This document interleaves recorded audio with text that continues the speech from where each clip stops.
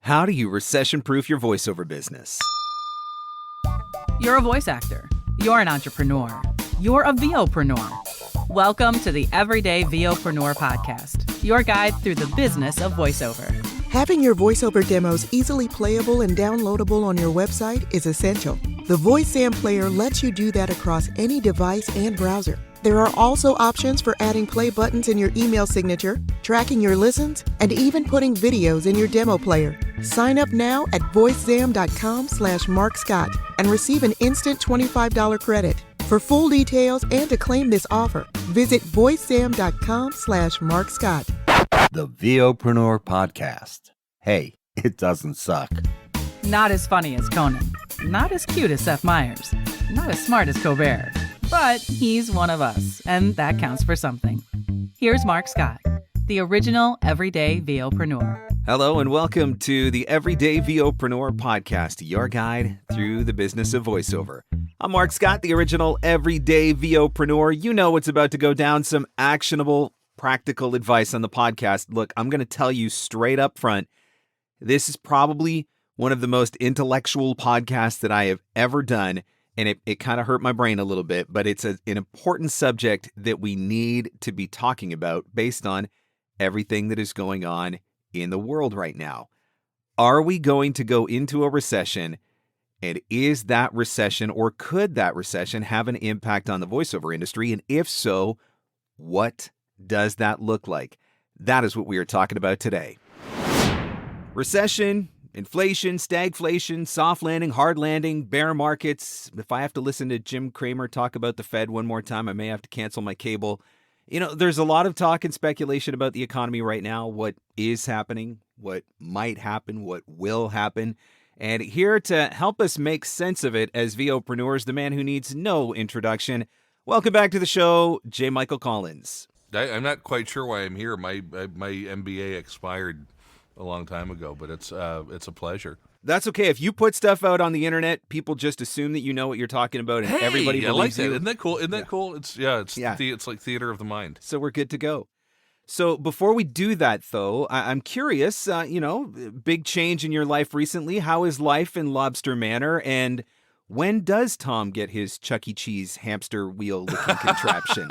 Imminently, and no, it's great. We're enjoying it here. We are. It is temporary. I mean, we are going back for him to go to first grade. In fact, we're going back on Saturday. But we've been here for a couple of months, enjoying the new house, and it's been a blast, man. It's nice to have a footprint back in good old USA, and we got ourselves a decent little spread, and we've got deer, and Brad Highland hasn't taken any of them out yet, so I was going to say, things are going well. How soon till one of them ends up on a smoker somewhere? Are we allowed to say that? We have 330 acres of federally protected parkland next to us and woods, and we can't hunt in there, but they step 1 foot on my lawn. Watch out. We're coming for you. The barbecue's fired up. Here, Bambi. So we know that economic activity appears to be slowing. We know that prices on everything are through the roof. Give us the JMC layman's explanation of what's going on in the economy right now. What's going on in the economy right now is we shut the damn thing down for a year across the world in an economy that is built on just-in-time delivery, and you can't just flip it back on with a light switch. That's what's going on. You got a lot of people sitting at home getting stimulus checks, spending a lot of money that they otherwise might not have spent, not spending it on things that they may have otherwise spent it on, right? Mm-hmm. Like travel, tourism, all that sort of stuff was basically shut down for 2 years, so everything switches from services to products and goods, and supply chain can't keep up, and it pretty much just screwed up the universe, right? It really did. Again, I always describe it as you can't just flip it back on like a light switch. Yep. It's not what it was. The economy is different today than it was 50 years ago or 100 years ago, where companies kept warehouses full of stuff, where there were, stockpiles of goods, where things were built to sustain over time. What I described as just in time, that's what so much of the economy economy is based on now is having things just come out when they're needed. And you can't turn that back on immediately. You also can't turn it on easily when you have, the biggest manufacturing country in the world, China, that continues to restrict their output. And it's just a cascade effect. And it's something I wish, and I understand in a moment of, sheer terror and fear and panic that we had in early 2020, that, the response is instinctively we have to do something and we have to react right now. But there should have been a little more consideration given to the long-term consequences of this. I hope it doesn't get worse. I hope this is, kind of the bottom of what we're going to see. I worry it won't be, but it's something we've never dealt with as a planet. And I say planet because it is. I mean, I was reading today that in the UK, inflation's 10.1% now. And it's something that's happening all across the globe. And of course, the Russia and Ukraine situation isn't helping either. So, you have a confluence of events that are somewhat unique in the history of modern economics. And what that leads to, we're not sure yet. And it's no different here, right? Canada, the inflation rate, not quite as high as what the United States was, but we missed you by like 0.4% or something. Like we were right there. And so this is definitely not a U.S. thing. This is a global thing that is going on. So, I mean, the last significant recession, at least in the United States, we're talking December 2007 to June 2009, the housing bubble burst and the stocks markets crashed and everything went to hell in a handbasket again then. And I mean, they do talk about the quote unquote COVID recession from February through April of 2020. Right. Historically, recessions, though, don't just last a couple of months. Right. I'm curious, were you doing voiceover during the Great Recession, 07 to 09? I was, yeah. And so I'm gonna give a quick negative answer, but then a quick positive response to that, which is that it's the only time I've seen my income dip from one year to the next. Was 2008 to 2009. It went down about 10%, and it immediately bounced back the year after. I will say this, and this is the positive side, which is, and again, we may be in somewhat uncharted territory here, so I never want to get too far over my skis, but as recently as the beginning of the pandemic, even having done this at that point for, the better part of 25 years, I still didn't quite trust it. I still kind of woke up every morning going, yeah, what, really? This is what I do. When is this ride gonna end? And I had watched through. I'll go back even further than 2008 because I was doing VO during 9/11. Okay, and 9/11 it hit the VO market for a month or two, and then it bounced back. The Great Recession. Little bit of a dip for about a year, a little bit of a dip, not a big dip, a little bit of a dip, and it bounced back. And in early 2020, when this started to happen, it was the first time I turned to Anna in a long time and went, well, I'm glad we have some assets because we might be, what. And I really felt like I couldn't see the chessboard, and I still didn't trust it. And then I immediately had the two best months I've ever had in my career in March and April of 2020. And since then, I have not had a month that has been below my previous best month. And so now I'm at the point where we're running into these economic headwinds again a little bit. And by the way, it's not just me. I mean, most of the established talent that I know, which, by the way, is a little bit different from the newer talent at that time, because for the first 3 to 5 months of COVID, newer talent, it's the hardest period that I've seen for them in many years, because there was a flight to familiarity and a flight to quality. And I mean, I was getting hired by people who had left me and gone to other voices, who were just coming back going, you know what, we're going to go with what we know and what we knew.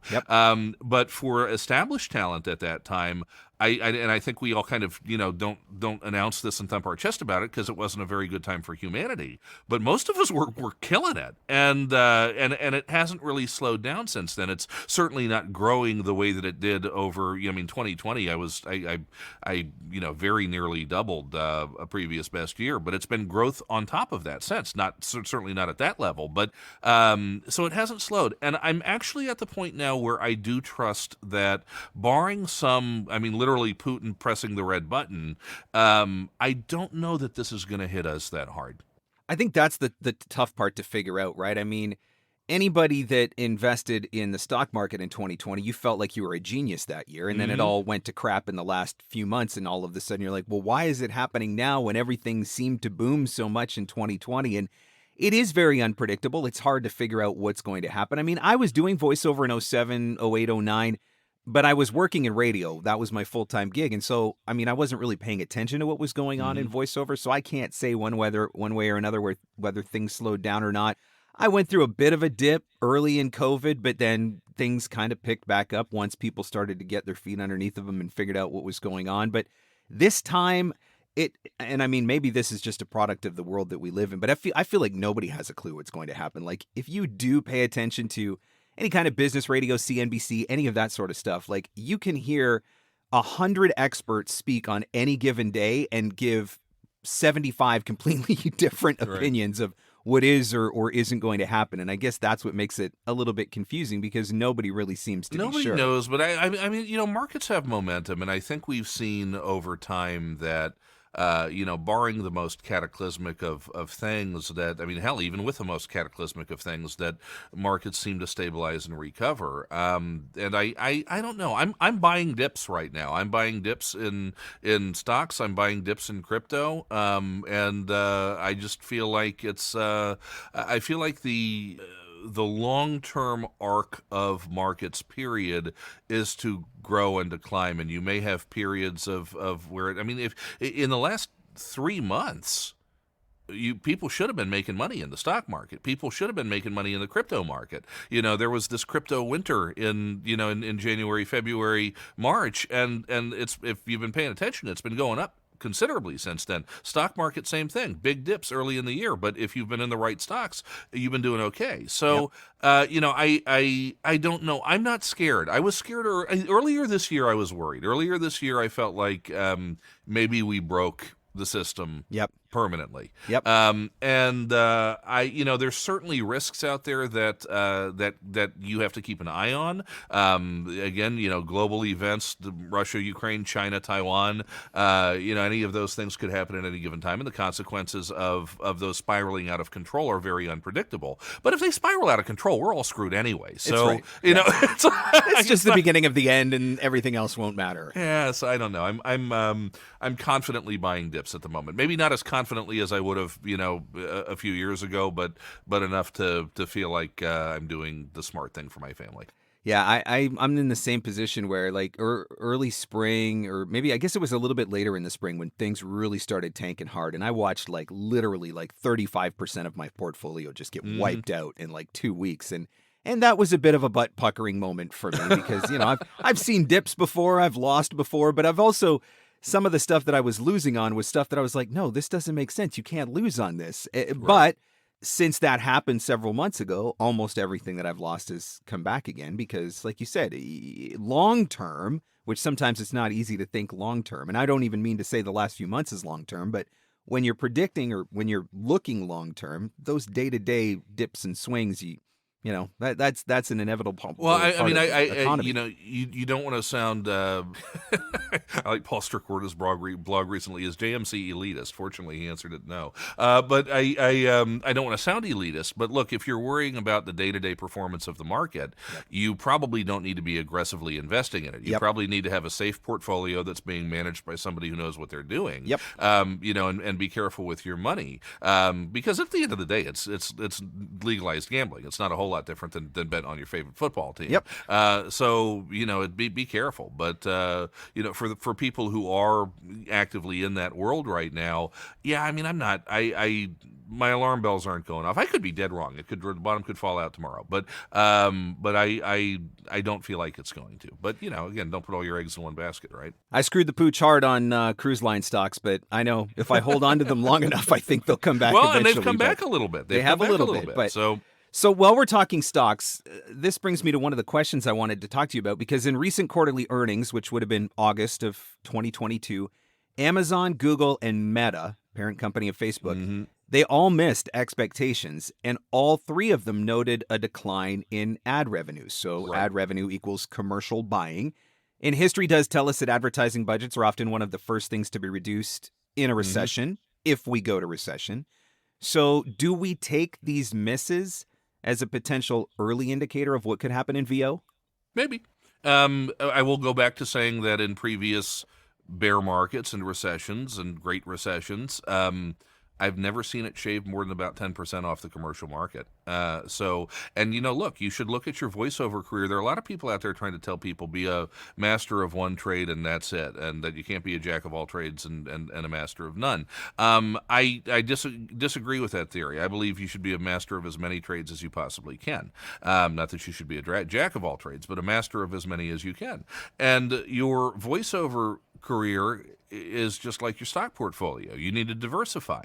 If you're in one thing and that's all you're doing, look, the people who I know who got creamed in voiceover during COVID at the beginning, it was the people doing trailer. It was the people doing promo. It was the people doing animation. It was the people doing anything tied to Hollywood. Right. Okay, and for a few months, one of the more prominent trailer animation people I know told me that they were down about 40% in 2020, while most people who were in commercial, explainer, e-learning, corporate, medical, and do a little promo, do a little imaging, do a little whatever, were having a pretty good year. So keep your portfolio diversified in voiceover, and you protect yourself just like you do in the stock market. Do more than one thing, do it well, book that work, and if you're heavily weighted, if you're making more than 30-40% of your voiceover income in one genre, you are at risk. That's a good point, because one of the things that I was thinking about, like in my investment portfolio, I always joke that I hold Tim Hortons stock as a proud Canadian. I hold Tim Hortons stock because if the zombie apocalypse hits tomorrow, Canadians will still fill up the drive-through lines to get their coffee fix. It's like it's one of my safe bet investments. Is there a voiceover equivalent in the recession?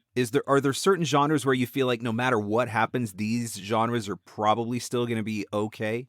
They're always going to be commercials. They're always going to be commercials. There may be a few less of them. There may be, maybe they'll pay a little bit less. Maybe there won't be as many big national campaigns that are spending a fortune per spot, but they're always going to be commercials, which is why I think it never just nosedives. The narration world, there's always going to be corporate industrial narration. They need it. They have to do it. There's always going to be compliance training. And for the people who are in in other parts of the business, there typically is always going to be animation. It's hard. That's a hard world to really break into, but that's going to be there. Video games are going to be there unless something dramatic happens. And if something dramatic happens, then that's one of those black swan things that you can't really predict and could affect us all in ways we can't expect. So I don't know that COVID was such a again, black swan, unusual, a 1 in 100-year pandemic, okay, hopefully. And it's something that impacted our business in a way that we probably could have predicted in retrospect, but that nobody could have hedged against, okay? And if you were in the Hollywood world of voiceover, you struggled. If you were doing medical narration, you were giving work away. So, I don't think that there's any genre that's deeply at risk from a market shock, unless it's a market shock that puts society at risk in general. Right. And it would have to be something considerably, as horrible as COVID was and is, something considerably worse. I mean, if it's a virus, it's a Captain Trips Ebola, something that is 30% mortality, 50% mortality, and spreads like wildfire. If it's a war, it's a nuclear war or a heavy chemical war. Okay, it's aliens. That's what we're talking about. If we don't have those kinds of things, I don't know. I feel better about VO being stable than I think I ever have at this point. I was thinking about video games because to me that's the equivalent of Canadians and their coffee, right? No matter what is going on in the world, people are always going to find time to sit at home and play video games. And so, and like you said, e-learning, like no matter what's going on in the world, whether companies are on a hiring spree or they're laying people off, there's always going to be certain training modules that are required for them to take, right? Like compliance training, workplace health and safety, sexual harassment, mental health awareness, all this sort of stuff, right? It's always going to be required. You're still going to have to always top up. It's time to renew your 2023 benefits program or whatever. That's right. So stuff like that is always going to happen. If you see a zombie, stay at least 30 feet away at all times. Otherwise, bring your baseball bat to the confrontation. I can't wait for those explainer videos to start rolling out on a YouTube channel near you. I think what makes things unique this time around is because of when it is happening. So summer slowdowns tend to be very real. A lot of voice actors talk about summer slowdowns. People go on vacation, right? Things will have a tendency to slow down. I know that I have seen a significant drop off in the number of auditions that I'm seeing from some of my agents compared to what I would normally see. I recently interviewed Armin, and we were talking about what's going on Bidalgo, and he said that this is the first time in 14 years on Bidalgo that he's seen a stagnation of opportunity versus, continued growth. And now I guess that what we're trying to figure out is this just summer slowdown and it's kind of coincidence of when it's happening, or is it an early sign of a recession and things are starting to slow down and maybe we don't know the answer until September or October? I don't think we know the answer. I would speculate a little bit that Bidalgo in particular, if they're seeing a little stagnation, it might be, and I'm the least alarmist person on the face of the earth about this, but it might be a little bit of AI starting to siphon away some of the business on Bidalgo, because Bidalgo is so heavily concentrated in e-learning, medical narration, and corporate narration that the lower end work in those genres, that's all going to go to AI. Okay, I mean, all the stuff that's $100, sub $100, and probably 20-25% of the stuff that is sub $500 will go to AI over time. And I think if you have a site that's heavily weighted on non-broadcast narration, we're starting to maybe see some of that effect. I think 5 years from now, you're going to be left with pro VOs charging market rates and robots.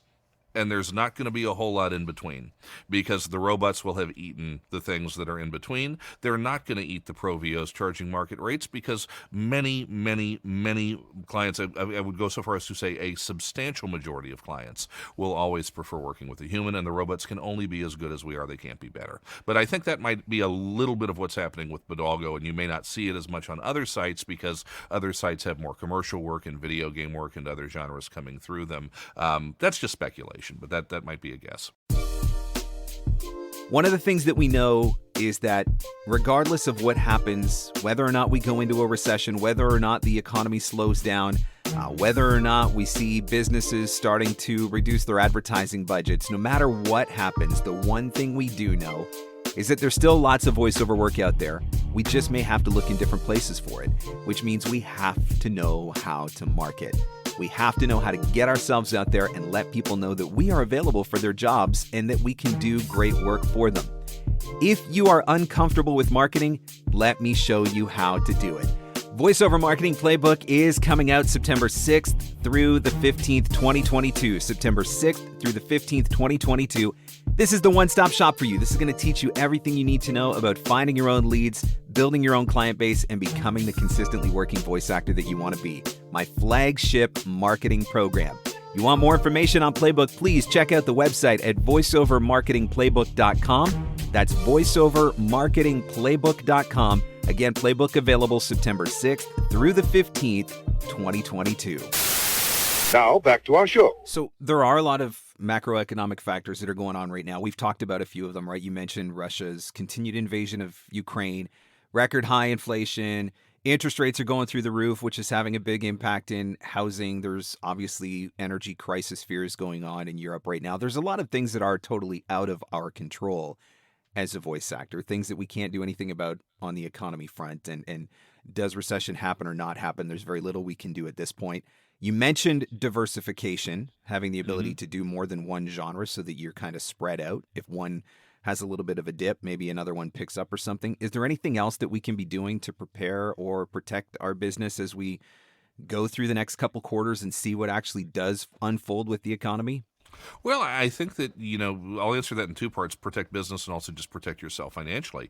To protect your business, don't start dramatically compromising on your rates. But if you get something that's on the margin, maybe do it, okay? Maybe take a 10% less than you might have, not on clients that you've already got, not on stuff that you're necessarily actively bidding on. But if you have somebody come in the door and your rate's, $400 and they're at $325, maybe just okay, we can work with that. If it's 150, walk away. Okay, but maybe start to be a little bit more strategic about just padding your nest without dramatically compromising your standards. I think also, being a bit more aggressive about going and chasing work in general. If you're resting on lots of repeat clients, well, in a recession, some of them might go away. So it's time to go and water that tree more and make sure you go out and get some of the new blood that's out there. I think, I had a conversation just today with a talent who I had worked with and coached 11 years ago. And the guy went out and just crushed it. I mean, he crushed it for 5 or 6 years. And then he just kind of started to coast on the clients that he had. And now he's back going, well, I'm making about half of what I was 4 or 5 years ago, which was a lot more than he was making 11 years ago. But at the same time, he was resting on that client base that he had, and he wasn't watering that tree. He's a great talent, and he'll be back and he'll be fine. But it just goes to show that you need to just constantly bring in new clients, because you never know, you don't know what industries all of your clients are in. Okay, so you may have clients in industries where they are particularly hard hit by a downturn or a recession. You might not. If you're not, you might be fine. But you don't always know that. So bring in new clients, refresh that stream of revenue, and I think you'll appreciate the fact that you did. In terms of just protecting yourself financially a little bit, start living below your means if you're not, and if you are, live even a little bit more below your means than you do. For all the stuff Anna and I run around the world doing and playing, one of the lessons I learned the hard way was watching my parents blow all of their money and live way above their means, and to the point where they're not in a great position right now, and it's a little heartbreaking. And so we actually live fairly well beneath our means, and we intentionally do that, and we make sure we never want to have an issue with security. And now at this point, we're blessed to have an abundant life, but we're also still looking at things and going, maybe one lobster instead of two, right? The 3-pounder instead of the 5-pounder. That's right. Inflation is often described in one of two ways. So either A, the cost of everything is going up, which is often what we hear from a media standpoint, or B, the value of every dollar you spend is going down. That is to say that a dollar today won't buy as much as what a dollar would have bought 2 years ago or whatever. One way that this is offset is through wage hikes, although those seldom ever seem to keep up with the rate of inflation. Now, you did just touch on rates a little bit, but is this a time when voice actors need to be thinking about increasing rates to keep up with inflation? Or does that come with a risk as businesses experience a little bit of slowdown and might be looking to trim budgets? It's poker. It's always poker. Okay, so you have to use your instincts to suss out your clients' tolerance for financial pain. If you believe that they're a ripe target for raising your rates, raise your friggin' rates. My headline rates now, when I bid on a job or when I have a client walk through the door and ask me for a quote, are really high. And I don't expect to get them. I don't expect to get them every single time, because I really do shoot the moon.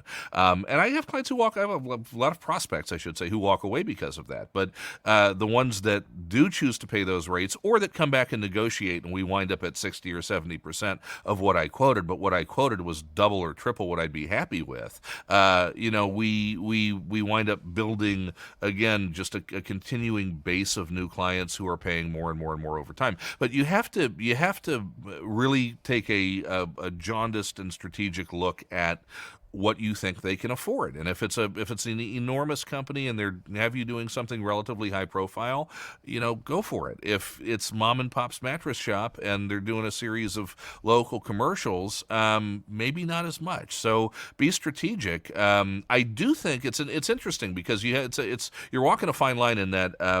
I do think there's an element of wanting to perhaps be a little bit more liberal about accepting work in general right now, just to make sure if there is more of a downturn that you're covered. At the same time, everybody, Mark, you made a very salient point, which is everybody's aware of inflation.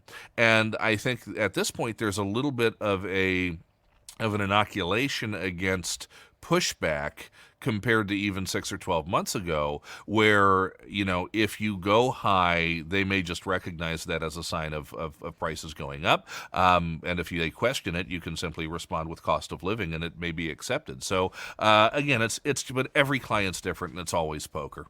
There does seem to be a little bit of a culture shift that is happening where, 5 or 10 years ago when you talked about cost of living, everybody's like, yeah, that's your problem.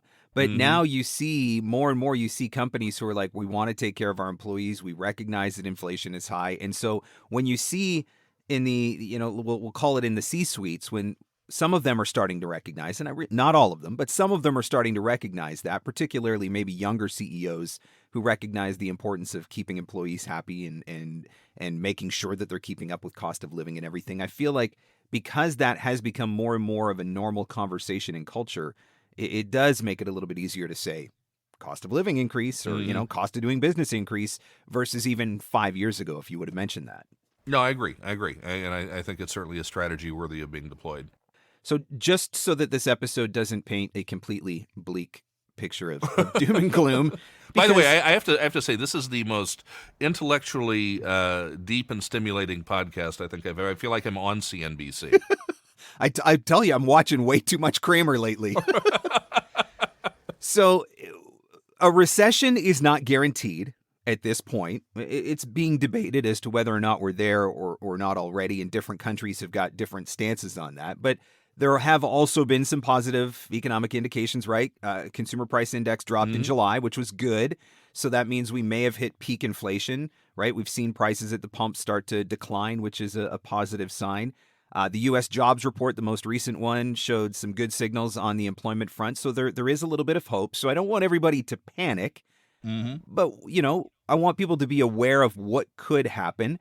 But the flip side of this is, I think if you look back in history, you also see that there are a lot of incredible opportunities that can come from times of recession. And some of the biggest businesses that exist now have come from times of recession and economic turmoil, which means there are still a lot of potentially great opportunities out there for the voice actor to keep their eyes out for and go and grab, right? Absolutely. It's, look, there has never, ever been more work than there is today in this business. And I think that gets lost a lot of the time because, there have never been more new people trying to get into this business than there are today. But, I always tell people there are probably 250,000 people in North America calling themselves professional voice actors. But out of those 250,000, it's 10,000 who are making any kind of regular money doing this. And out of those 10,000, it's 1,000 who are booking most of the work. So the good news remains that if you're good at this, and if you understand the tech, and if you have some business skills, there's more work out there than there is quality talent to do it, and there's more work out there than there ever has been. So the opportunities are still very, very abundant. You just have to go out and find them and work and hustle and do the thing, man. They're no secret. I posted this on Karin Gilfrey had a Facebook post up yesterday talking about what's your best business advice, and my little post was there is no secret, there is no club, there is no secret handshake, there's no group of Illuminati controlling all of the work and trying to keep you from getting it. There are no gatekeepers standing in your way because they don't think you're good enough. At the end of the day, all this is about is at-bats. The more people who hear you, who are actively interested in hiring a voice actor or could be convinced to be actively interested in hiring a voice actor, the more work you're going to book. And your core function is getting your voice, whether that's in the form of an audition or your demo, in front of buyers or potential buyers as much as you possibly can every single day. It's even more important than doing the actual work when you book it, because that's how you sustain your business. Yeah, there you go. Well, I will say another positive economic indicator, as far as I can tell, is your retreats are still selling out, and those are amazing opportunities. Yeah. Talk to us about the weird little car. What's that? Like that's the craziest graphic, and what is going on there? So it's kind of was inspired by when I first met Anna. Anna had a Toyota Yaris that was like, I don't know, 2000, early 2000s or something. This car, number one, it drove like a goat.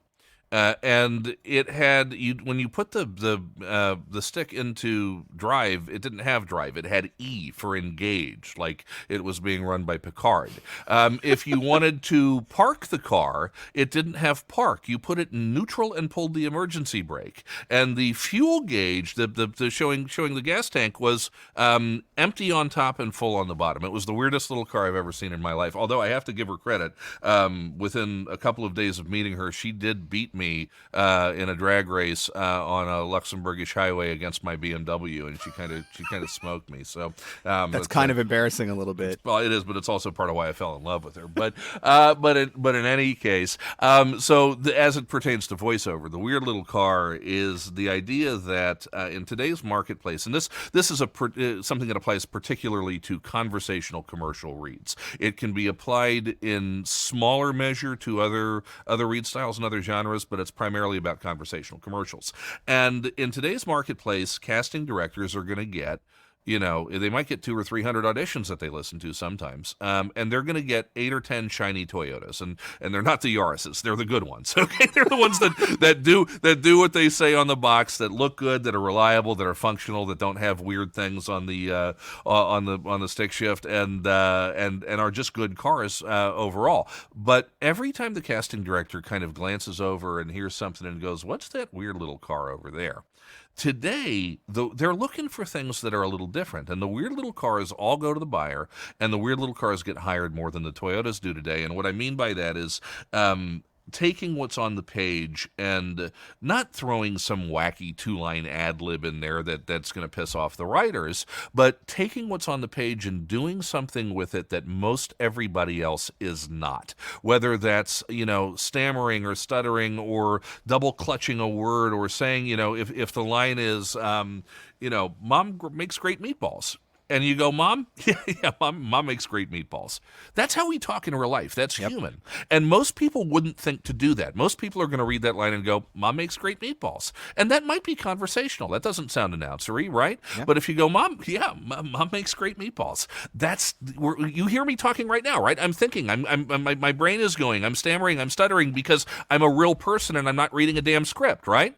And that's what the weird little car is. And believe I will tell you, that thing books left and right. I'm doing the Pabst campaign right now, and it was the weird little car that booked me that job, and it was the weird little car that they directed me through in the sessions. It's just where it's at.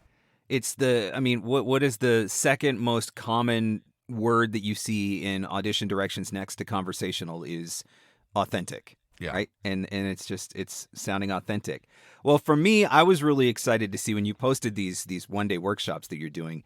I mean, that for me was like, okay, maybe we're finally starting to return to life, getting back to normal again, because JMC's getting back out on the road again and doing these sessions. Because yeah, it's been a couple of years, right, since you've been able to do these. Well, and the last one we had scheduled, we had a big workshop tour scheduled, and it was the first one Anna was going to be able to come with me on, and we were just planning to go to Boston and Chicago and New York and L.A., and we were just going to, and Las Vegas, and we were going to just have a great time in hotels and see all of our friends and do the workshops, and it was right in March of 2020, and it's late March, early April, and so obviously that got canceled, and it just hasn't felt right to do it up until this point, and I don't mean that morally or politically. It just it hasn't felt like the right time. Maybe not respectful, but I do feel like we're well into a point now where we're all adults. We all know what's going on, and people can make their own decisions. And of course, we've got vaccines and antivirals, and it's just a different world now. And this is something we're going to be living with for the rest of our lives. We're gonna, we've had it at least twice. We might have had it 3 times. And that's on top of 5 shots for me and 3 or 4 for Anna. This is something we're probably going to get once a year for the next 5 or 10 years, and hopefully it'll fade away and not turn into anything worse. But, life has to go on. And, I know, unfortunately, it doesn't go on for everybody who's been affected by this, but we have to persevere as humanity and not just hide away for the rest of our lives. It's not a way to live. Absolutely. Well, I mean, I got you here, so I got to ask it. I would be missing out on an opportunity if I didn't. And maybe this is more Anna's department now, but any special insights that you can give us into upcoming VO Atlanta? Yeah, the biggest special insight is it's going to be everything everybody always loved about VO Atlanta, and then we're going to make some little tweaks and adjustments that hopefully are going to make people love it even more. I know people have their opinions about the good things and the things that they didn't love as much in the past with VO Atlanta. I think that on the whole, Gerald built something that was an incredible institution in our industry that has allowed so many people to not just gather and make friends, but to genuinely grow their careers and emerge into booking forces and experts of their own right. And we want to preserve that legacy, and then we want to build upon it. And so I think the biggest thing that you're going to see is more little soft touch convenience things that make the experience just a bit more seamless and less stressful for everybody. Things like getting coffee stations and water stations and maybe some soft drinks and pastries and stuff like that out in the morning for everybody, and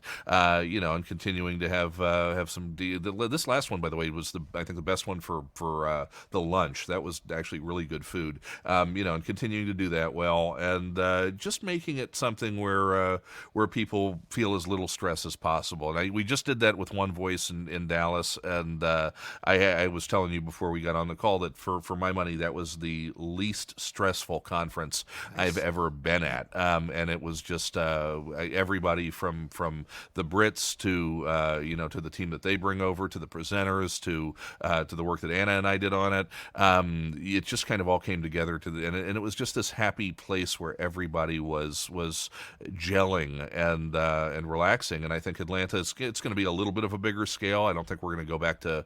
I think the biggest one was like 800 or 900. I don't think we're going back that big, but it's going to it's going to be a little bigger than One Voice. But it's going to be the soft touch stuff, and also little things like having a no fault, no unconditional refund policy up until 2 weeks before. So if you want your money back, if you don't want to come, we're not going to hold your money hostage. We're going to give you your money back, and if it's 2 weeks before or closer to the date, we'll give you a credit for the year after, and things like that. And we're going to look at the ticket price too and see if we can make that a little bit more affordable, because I know hotels are jacking their rates up and everything else. So we're going to see what we can do to make it easier for people. Right on. All right, so save the date on that one. That's what, March 23rd to 26th of next year, right? And okay. I expect your Canadian butt down there. I am very excited about it. I have been missing conferences. I burned out on Zoom conferences by like the second one in 2020. I was like, I don't ever want to do another Zoom conference ever again. And so I can't wait actually to get back and start doing some of these things in person. So I mean, voatlanta.me, that's still the website, right? It's still the website, and we've got a kind of refreshed page up there now that is teasing what's to come. We're going to have the lineup probably rolling out sometime in September, and just kind of out of respect to our relationship with Rudy and Joan, and that's VoiceOver and the Voice Arts Awards, we're not going to launch sales until mid-October or so. Okay. And then, of course, jmcvoiceover.com. I mean, I know that the next one or the next 2 your retreats are sold out at this point. So, yeah, Switzerland sold out and Holland 2023 is sold out. We're planning Barcelona is definitely going to be on for spring of 2024, and we're kind of debating between Dublin and another venue for 2024 fall. So keep an eye out for those. And then, of course, now the weird little car. Any spots left on those ones? Or did that one sell I think out? I've got one or two for Atlanta and one for New York. DC and Sacramento are sold out. Right on. And I'm assuming people can find the information on that stuff on the website? Actually, I actually don't think I have the tour up on the website. You didn't need to. You put it up on your Facebook, and it sells out so fast. So, just everybody's connected with you on Facebook. Yeah, go to the anyway, Facebook or just jmichael@jmcvoiceover.com, and we can get you set up. Right on, man. Well, thank you so much for the wisdom that you've had to share. And I mean, there's hope in there, because I know it's scary when you're looking at your gas bill, your grocery bill, what's happening to your mortgage payment if you're on a variable rate or whatever. There's a lot of things that are stressing people out right now, and the last thing they want to be thinking about is this going to impact my ability to earn income or make a living from what I am doing? And so it's nice to know that there's still some positive trends out there, and I mean, time will tell, right? But it seems like maybe we're going to get out of this okay. I think we'll be all right. Right on. Thank you so much. Thanks for having me on, Mark. I think there's a lot of good strategies in here, and I'm grateful to J. Michael for sharing them. I mean, we know that we need to diversify, but we also know that we need to never stop marketing.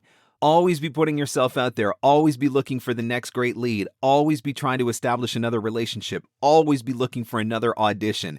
Don't stop putting yourself out there, regardless of what you hear in the news, regardless of what doom and gloom they're putting out there and the fear that they're trying to make you feel. If you stay on top of your business is going to be okay no matter what happens. And it's also nice to get that little sneak preview of VO Atlanta. I am so excited about getting back to VO Atlanta. Have you enjoyed the podcast? Have you learned anything from the podcast? Is it making you feel a little bit better about what is going on in the world right now? And maybe giving you a little bit more confidence about heading into a recession? If you have enjoyed this podcast, would you do me a favor? Would you share it on your Instagram stories? And please make sure to tag me and to tag J. Michael as well. You can tag me at Mark Scott and JMC Demos, at Mark Scott and at JMC Demos. And let us know that you're listening, that you're learning, and that you are enjoying. Thanks so much for listening, and I'll catch you on the next one. The Everyday VOpreneur Podcast. Available everywhere fine podcasts are given away for free. Mostly, we think. Having your voiceover demos easily playable and downloadable on your website is essential. The VoiceAm player lets you do that across any device and browser. There are also options for adding play buttons in your email signature, tracking your listens, and even putting videos in your demo player. Sign up now at voicesam.com/Mark Scott and receive an instant $25 credit. For full details and to claim this offer, visit voicesam.com/Mark Scott. And scene. And that's a wrap. Thanks for hanging in. Thanks for hanging out. Want more VOpreneur goodness? Jump online at VOpreneur.com.